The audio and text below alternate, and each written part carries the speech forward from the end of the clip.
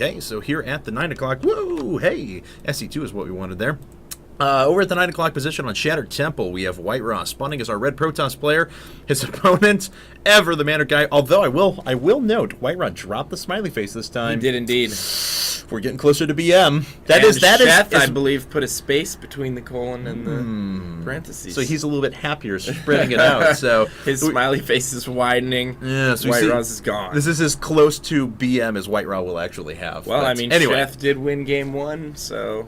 And he is our purple Zerg over here at the 3 o'clock position. But yes, he did take game number 1 on Antigua Shipyard. Kind of an interesting game. I think we were both in agreement that WhiteRa had pretty good sense of timing with his first attack. He was outright able to deny the third.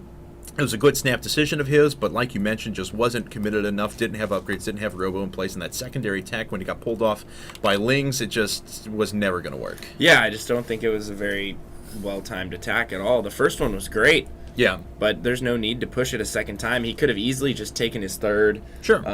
Put up a few cannons, walled off, teched up to Colossus, added a few Immortals into his army mix, got, +1/+1, maybe +2/+1, and then done a push around whatever, 150, 160 supply, and I think Sheth would have been hard-pressed to stop that because he would have been playing catch-up from that point on, and he would have been droning so hard, his army just wouldn't have been there. And we see Forge Fast Expand coming out of WhiteRa. We also have a Speedling build coming out of Sheth. It was 14 gas, 14 pools. Sense of timing's very, very good.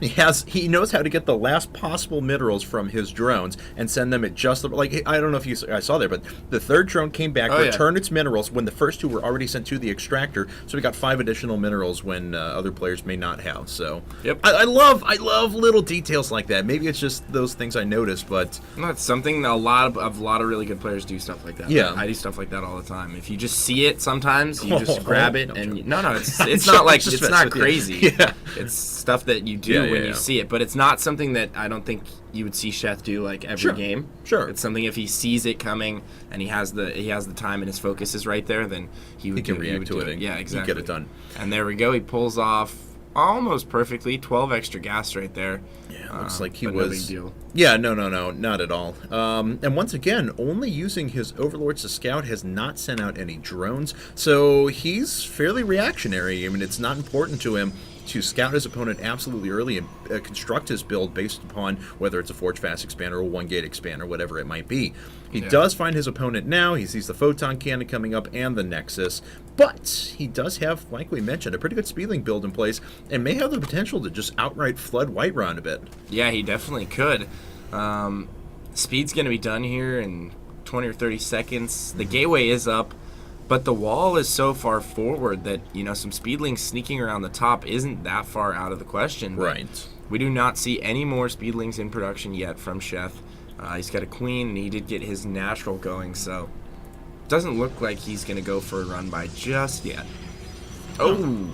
Let's see. That was actually pretty decent positioning on the pylon. Forces the Lynx just that farther around, makes him take 3 hits.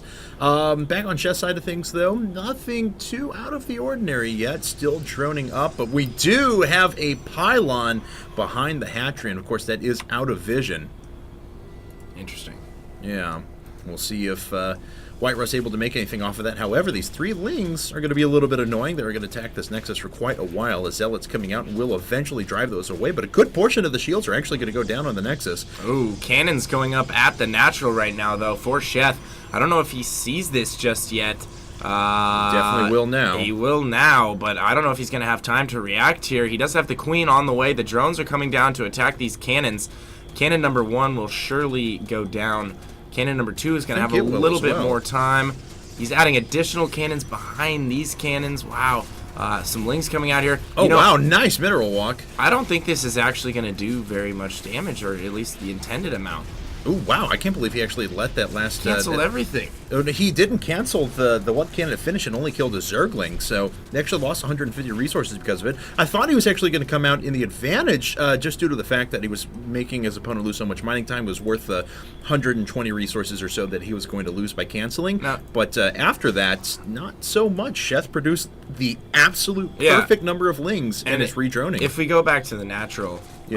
I think that was a huge mistake by WhiteRa, because generally, you'll see players put the cannons in the back, which gives you a lot more time for the drones to run around, like a cannon here, You can and also, a cannon here, and a cannon there. You can also do the pylon right here, Yeah. pylon right here, double cannon in the middle, Yeah, and I'm they're not just sure not accessible. why he used that really weird formation right there, Yeah.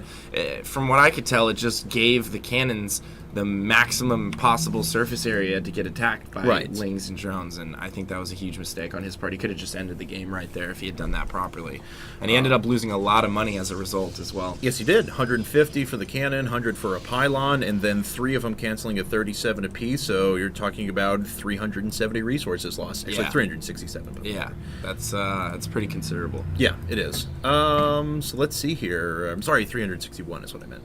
Anyway, the macro Quick hatch math. is coming up Quick now. math. That's what I got to be good at doing. Anyway, destructible rocks are going down here in a second, so he is going to take a third base pretty quickly, and Sheth feels pretty confident that he's not going to get hit by any sort of a timing, I suppose, as he's clearing up. Maybe he's just utilizing his idle Zerglings to go ahead and take that out right away, especially given the fact that he already has a macro hatch coming up, but certainly not out of the question that he could take an early third.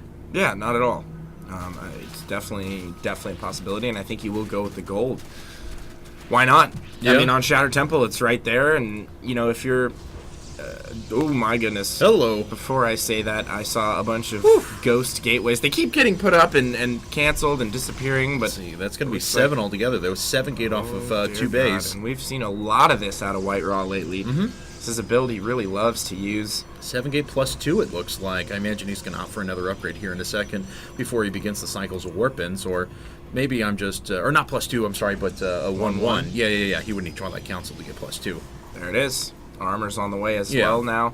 Gonna go ahead and chrono that out, and then gonna hit a pretty solid timing push here. His Yeah. supply down right now, but he's saving a ton of money, so he will be able to boost that up with a few warp cycles, and there we go. His supply is just now, starting to get to the point it needs to be at. But Sheth, I feel, is in a pretty good position to potentially hold this off. I mean, Sure.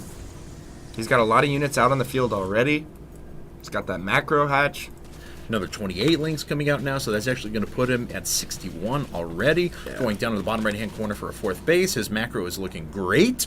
His supply is skyrocketing already. He's got 1-1 coming. And Vengeful Sack. So we're going to see Baneling drops here in a bit.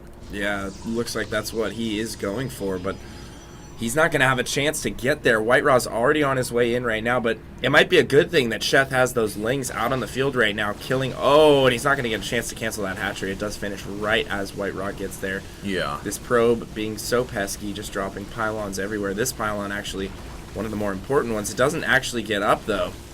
WhiteRa needs to drop that again immediately. There we it goes. go. Okay. So he should be pretty good on that front. Banelings are going to roll in here in a second, and the flank is actually happening on the back, although the Zealots are actually dealing with those pretty well. If the Banelings get in and get decent hits on the Zealots, he may be all right, but these sentries... Oh my! Those last two Banelings right there just took out all the sentries and some Zealots. I was on the cusp of saying those sentries staying alive through this entire fight, but then they all went down to 1 Baneling. However, that being said, WhiteRa still has an immense amount of units, and Sheth really just doesn't have that much to defend with. Yeah, he's pulling all of his drones now. Coming down off the ramp. The ramp is actually blocked off here between the two hatcheries, so WhiteRa with some great surface area, and Sheth just, there's no way he's going to be able to produce enough to stop this. I think we're going to have a quick Game 2 victory for WhiteRa, and there it is. Wow! The GG with the exclamation point on it, because that's really the way it went down. I mean, Yeah. that was brutal. That was. I thought Sheth certainly had the ability, like you did with all those lings on the field, to be able to put a stop to that, or at least cut off reinforcements and take out those pylons that were reinforcing and stabilize. But didn't happen. Tyler leaves the game in disgust as well, and we're going to head into game number 3 here in just a second.